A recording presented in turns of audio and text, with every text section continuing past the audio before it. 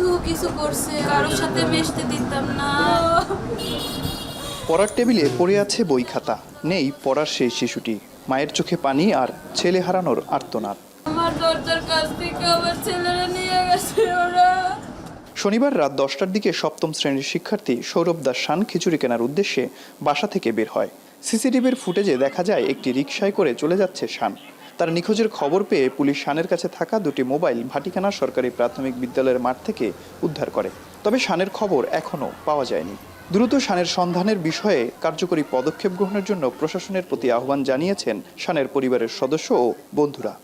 আপনাদের কাছে অনুরোধ, আপনারা চেষ্টা যেভাবে হোক আমার ছেলেরে ফিরাইয়া দেন, সুস্থভাবে ফিরাইয়া দেন। ছেলেটা কি হইলো, কে নিল, কি করলো, আমরা তো এইসব কিছু জানি না। প্রশাসন তন্ন করে ওখানে মোবাইলটা খুঁজছে। প্রশাসন যে চলে যাওয়ার পর একটি ছেলে ওইখান থেকে একটা ভাইব্রেশন করা সেট যদি পড়ে থাকে, যেখানে সেই সেটটা কিভাবে সে ছেলেটা পেতে পারে। আমি চাই আমার বন্ধুকে ফিরিয়ে আনার জন্য, এই চাইতে আছি আমরা। অপেক্ষায় আজকে 5টা দিন হয়ে গেছে।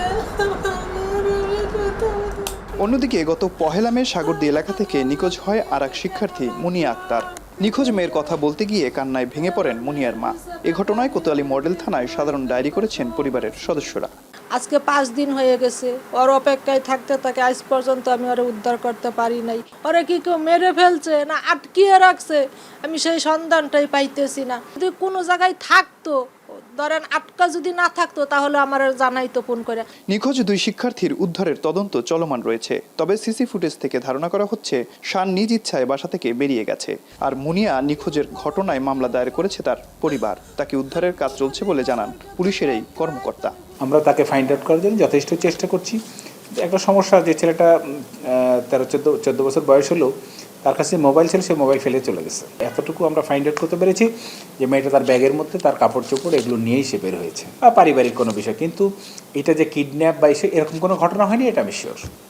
নিখোঁজ দুই শিক্ষার্থীরা হচ্ছে ভাটিকানার বাসিন্দা প্রবাসী সজল দাসের ছেলে সৌরভ দাস শান ও সাগরদী এলাকার মনির হাওলাদারের কন্যা মুনিয়া আক্তার।